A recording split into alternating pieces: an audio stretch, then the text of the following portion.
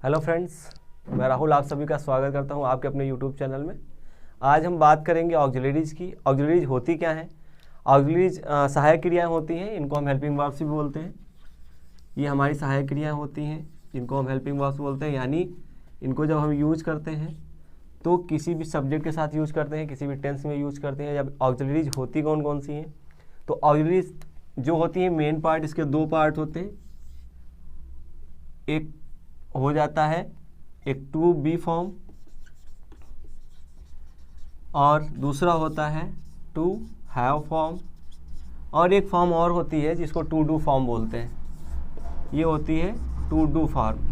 तो ये जो तीन फॉर्म होती है इन चीज़ों में यूज करते हैं। तो टू बी फॉर्म क्या होती है? टू बी फॉर्म में जो हमारी हेल्पिंग वर्ब्स आती है, यानी जो ऑक्सिलरी आती है, वो हमारी इज आती है, आई एम आती है, आर, वाज और वर आती है।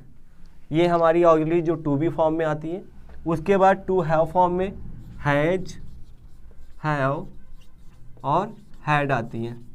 उसके बाद जो हमारी थर्ड फॉर्म आती है, थर्ड फॉर्म हमारी होती है टू डू फॉर्म। तो टू डू फॉर्म में कौन कौन सा आता है? डू, डज और डिड। इन तीन फॉर्म में हम यूज करते हैं। तो is am are helping verb होती है, इनका हम यूज किस टेंस में करते हैं? जो हमारे सिंपल प्रेजेंट सेंटेंसेज होते हैं, यानी प्रेजेंट फॉर्म में यूज करते हैं।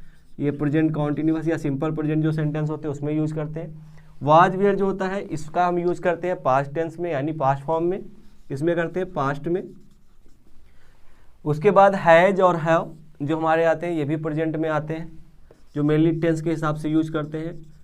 और इसके बाद हैज या हैव का यूज रखने के यूज में भी होता है, या किसी के पास कोई चीज़ है उसको भी बताने के लिए करते हैं। हैड का यूज आता है, ये पास्ट फॉर्म में आता है। उसके बाद डू और डज भी हमारा किस में आता है? प्रेजेंट में आता है। और डिड जो आता है वो हमारा पास्ट में आता है, यानी सिर्फ पास्ट इंडेफिनिट टेंस का जब सेंटेंस होता है तब हम डिड का यूज करते हैं। तो ये हमारे जो मेन फॉर्म होते हैं ऑक्सिलरीज होती हैं। इसके अलावा जो हम हेल्पिंग वर्ब्स का और यूज करते हैं वो हेल्पिंग वर्ब्स में क्या आती हैं? ये तो हमारी प्राइमरी ऑक्सिलरीज हो गई, इनको हम बोलते हैं प्राइमरी ऑक्सिलरीज। ये क्या होती है? हमारी प्राइमरी ऑक्सिलरीज होती हैं। और इसके अलावा हमारी एक ऑक्सिलरी और होती है जो प्राइमरी ऑक्सिलरीज के पार्ट थे, ये तीन पार्ट होते हैं। उसके बाद सेकंड पार्ट जो इसका सेकंड फॉर्म सेकंड आता है, जो सेकंड ऑक्सिलरी होती है वो मॉडल ऑक्सिलरीज होती हैं। तो पहले हम डिस्कस जो करेंगे ये हमारी मॉडल ऑक्सिलरीज हो गई। पहले जब हम डिस्कस करेंगे तो पहले हम इन तीन फॉर्म का डिस्कस करेंगे जो हेल्प प्राइमरी ऑक्सिलरीज होती हैं, यानी जो हमारी प्रमुख सहायक क्रियाएँ होती हैं उनका इस्तेमाल कैसे करते हैं और किस प्रकार से किस टेंस में इनका यूज करेंगे। तो बेसिक पहले इसके बारे में जान लेते हैं, प्राइमरी ऑक्सिलरीज के बारे में। उसके बाद मॉडल ऑक्सिलरीज में, अगर मॉडल ऑक्सिलरीज की बात करें तो इसमें आता है will, shall, can, could, may, might, must, ought. तो ये कुछ है ऐसी ऑक्सिलरीज होती हैं जिनको मॉडल ऑक्सिलरीज बोलते हैं। तो पहले हम इसको डिस्कस कर लेंगे, एक बार चाहिए उसको डिस्कस करते हैं। आइए अब हम डिस्कस कर लेते हैं टू बी फॉर्म की जो ऑक्सिलरीज होती हैं, यानी कि जो प्राइमरी ऑक्सिलरीज में हमारी टू बी फॉर्म की थी। प्राइमरी ऑक्सिलरीज में टू बी फॉर्म में क्या कौन सी थी अभी हमने आप लोग को बताया। तो इसमें यूज कैसे करते हैं? प्राइमरी ऑक्सिलरीज का पहला जो पार्ट था टू बी फॉर्म, इसमें हमारी हेल्पिंग वर्ब जो थी इज, एम आर और वाज वेयर थी। तो इज एम आर का यूज कैसे करते हैं? तो इज एम आर का यूज करते हैं जो प्रेजेंट टेंस होता है या कोई सिंपल सी बात कहते हैं उसमें इज का यूज करते हैं। जैसे Ram is a student, Ram एक छात्र है, ये मैं एक एग्जांपल पहला हो गया। सेकंड सेंटेंस की बात कर लेते हैं। और आई एम का जो इस्तेमाल होता है वो आप सभी जानते हैं कि आई एम का इस्तेमाल सिर्फ आई के साथ करते हैं। तो यहाँ हो जाएगा आई एम अ टीचर, ये हमारा आई एम का यूज हो गया। अगर हम आर का यूज करते हैं तो हो जाएगा दे आर स्लेव्स। ये हमारा जो प्राइमरी ऑक्सिलरीज के पहले तीन पार्ट थे, सिंपल सेंटेंस में हम इस प्रकार से यूज करेंगे। जैसे यहाँ पे हमने लिखा राम इज अ स्टूडेंट, तो यहाँ पे इज आया और हमने किसकी बात की? राम की बात की। सेकेंड सेंटेंस है I am a teacher, I am का यूज किया। ये सिंपल प्रेजेंट सिंपल सा सेंटेंस है या सिंपल प्रेजेंट का सेंटेंस बोल सकते हैं। दे आर स्लेव्स, यानी ये आर का यूज किया। तो यहाँ पे जो स्ट्रक्चर हमारा आता है वो स्ट्रक्चर क्या होता है? जब हम प्राइमरी ऑक्सिलरीज को डिस्कस करते हैं तो हमारा स्ट्रक्चर आता है सबसे पहले सब्जेक्ट, यानी जो हमारा कर्ता होता है उसको डिस्कस करते हैं। फिर according to subject is, am are का यूज करते हैं। फिर उसके बाद जो हमारी वर्ब होती है उसको यूज़ कर लेते हैं और ऑब्जेक्ट का यूज कर लेते हैं। जो हमारा ऑक्सिलरीज का मेन फॉर्म होता है, यानी प्राइमरी ऑक्सिलरीज का जो टू बी फॉर्म होता है, उसमें जब हम सेंटेंस को बना लेते तो हमारा सेंटेंस का स्ट्रक्चर कुछ इस तरह से होता है। अगर इसी में हम पास्ट टेंस की बात कर लेते हैं, अगर कोई भी सेंटेंस पास्ट में है तो हम यहाँ पे लिख सकते हैं he was a good player. Second sentence देखते हैं तो हो जाएगा you were at the door. ये 2 सेंटेंस है तो यहाँ पे हम देखेंगे, पहले में मैंने यूज किया ही वॉज, तो ये हमारा हो गया पास्ट का, he was a good player यानी वो एक अच्छा खिलाड़ी था। सेकेंड सेंटेंस है you were at the door यानी आप दरवाजे के पास थे या दरवाजे पर थे, तो ये हमारा हो गया। अब यहाँ पे जो स्ट्रक्चर होगा इसमें भी हम इज एम आर ये प्रेजेंट टेंस में यूज कर सकते हैं, और जब पास्ट में बात करेंगे तो वाज और वेयर का यूज करेंगे। अब इज का यूज कहाँ पे करेंगे, इज का यूज वहाँ पे करेंगे जहाँ पे हमारा सब्जेक्ट क्या होगा, सिंगुलर होगा, यानी एक वचन होगा। अब एक वचन में ही सी आ सकता है, इट आ सकता है, या किसी सिंगुलर नाउन का यूज कर सकते हैं। उसके बाद जो प्लूरल की फॉर्म की यूज करेंगे तो वहाँ पर हम आर का इस्तेमाल कर लेंगे। प्लूरल फॉर्म में हमारा यू आता है, आर आता है, दे आता है, या जहाँ पे बहुवचन की बात होती है वहाँ पे जो है आर का यूज करते हैं। एम का यूज ओनली आई के साथ होता है और किसी भी सब्जेक्ट के साथ एम का इस्तेमाल नहीं होता है। सेम इसी तरह से अगर हम पास्ट टेंस की बात कर लेते हैं he was a good player, तो अगर हमारा सब्जेक्ट सिंगुलर है तो उसके साथ वाज का प्रयोग करेंगे, अगर हमारा सब्जेक्ट प्लूरल है तो उसके साथ हम वेयर का प्रयोग करेंगे। तो ये बेसिक यूज रहता है। अगर इसी की बात कर लेते हैं इंट्रागेटिव टाइप सेंटेंस में, तो इंट्रागेटिव सेंटेंस का एग्जांपल देख लेते हैं। जैसे पहला सेंटेंस है, जहाँ WH टाइप का अगर सेंटेंस है तो उसका यूज कैसे करेंगे, तो WH टाइप सेंटेंस में हम लिख सकते हैं व्हाट इज योर नेम। ये एक सेंटेंस है जो WH टाइप का इंट्रोगेटिव सेंटेंस है। अब यहाँ पे हम देख सकते हैं कि यहाँ पे लिखा है व्हाट इज योर नेम, मतलब तुम्हारा क्या नाम है। तो योर का मतलब है ये हमारा सिंगुलर फॉर्म, सिंगुलर है, तो इसलिए हमने इसके साथ यूज किया है इज का। अगर यहाँ पे कुछ प्लूरल होता तो इसकी जगह पे हम आर का इस्तेमाल कर लेते हैं। यानी इसका स्ट्रक्चर क्या होता है, सबसे पहले क्वेश्चन वर्ड क्या आएगा, सबसे पहले हमारा क्वेश्चन वर्ड आ जाएगा, फिर ऑक्सिलरीज में इज, एम, आर का इस्तेमाल करेंगे, उसके बाद जो हमारा सब्जेक्ट होगा उसको इस्तेमाल करेंगे, फिर वर्ब आता है और उसके बाद ऑब्जेक्ट और ये इंट्रोगेटिव साइन। तो ये हमारा जो आता है ये हमारा इंट्रोगेटिव क्वेश्चन में आता है अगर वो हमारा प्रेजेंट का है, यानी जहाँ पे हम इज, एम, आर किसी ऑक्सिलरीज का यूज कर रहे होंगे। अगर हम वाज वेयर का यूज कर रहे हैं तो यहाँ पे क्या होगा, जहाँ पे इज इस्तेमाल किया है वहाँ पे हम वाज का इस्तेमाल करेंगे, या प्लूरल है तो वहाँ पे वर का इस्तेमाल करेंगे। तो ये कुछ बेसिक यूज था टू बी फॉर्म का। अब आगे बात करते हैं टू हैव फॉर्म का। आइए अब हम डिस्कस कर लेते हैं सेकेंड टाइप ऑफ और जो ऑक्सिलरी प्राइमरी ऑक्सिलरी थी उसकी, तो वो हमारा था to have form. To have form में क्या था हमारा, हैज, हैव और हैड, ये हमारी 3 फॉर्म थी। अब हैज, हैव, हैड का यूज कहाँ करते हैं, हैज, हैव, हैड का यूज करते हैं जब कहीं पे हमारा मालिकाना हक होता है, या हम टेंस में बात करें तो इसका प्रेजेंट या पास्ट के परफेक्ट के साथ यूज करते हैं। तो प्रेजेंट के परफेक्ट के साथ इन दो हैज और हैव का यूज करते हैं, और पास्ट के साथ हैड का यूज करते हैं। अब जो इसके अलावा इसका यूज कर सकते हैं जहाँ पे हम कहीं रिलेशनशिप को शो कर रहे हो, या जब किसी चीज़ पर हम अपना हक जता रहे हो या किसी के स्वामित्व की बात करते हैं तो वहाँ पे हम हैज या हैव का यूज करते हैं। तो अभी हम टेंस के अकॉर्डिंग इसका देखेंगे कैसे यूज करते हैं। तो टेंस में हमने पहला सेंटेंस लिखा, सी हैज डन हर वर्क, ये हमारा एक सेंटेंस हो गया। सेकेंड सेंटेंस हमने लिखा, they have gone to the school. Third sentence हमने लिखा, you had complaint him to the principal. ये हमारा जो सेंटेंस जो 3 लिखे हैं, तो हम देखेंगे कि पहला सेंटेंस लिखा है she had done her work, यहाँ पे हैज का यूज किया क्योंकि सी हमारा सिंगुलर है। उसके बाद हमने यूज किया they have gone to the school, तो हैव का यूज किया, ये प्लूरल है, और ये दोनों सेंटेंस जो है हमारे वो प्रेजेंट परफेक्ट टेंस के हैं। उसके बाद जो हमारा लास्ट सेंटेंस हमने लिखा है, you had complaint him to the principal, यानी आपने उसकी प्रधानाध्यापक से शिकायत की।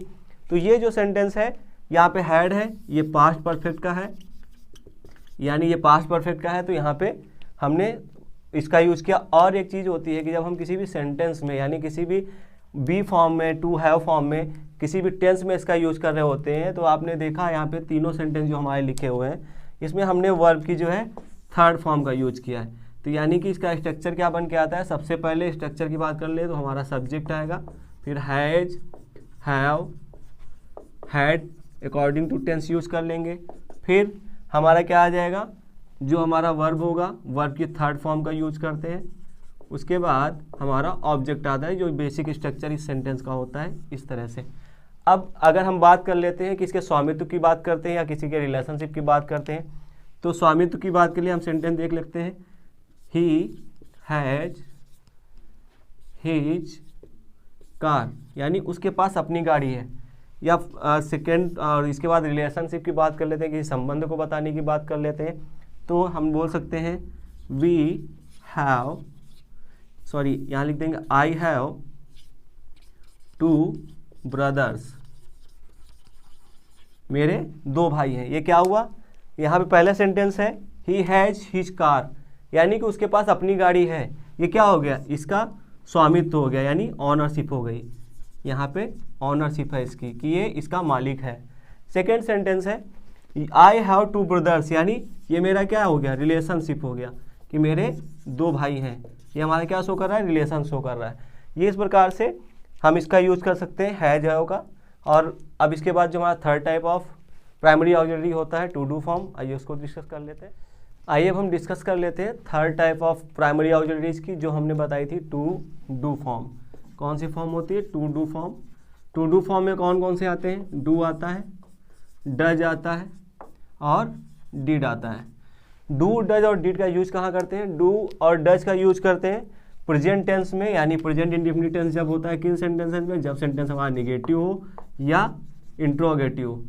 निगेटिव और इंट्रोगेटिव सेंटेंस के साथ हम डू और डज का यूज करते हैं प्रेजेंट टेंस में, जब हमारा सेंटेंस प्रेजेंट का हो, यानी प्रेजेंट इंडेफिनिट टेंस हो, तो हम डू या डज का यूज कर लेते हैं। और जो डिड हमारा आता है, जो डिड ऑक्सिलरी होती है, इसका यूज हम पास्ट में करते हैं, पास्ट इंडेफिनिट टेंस में। और किन सेंटेंसेस में करते हैं, निगेटिव और इंट्रोगेटिव।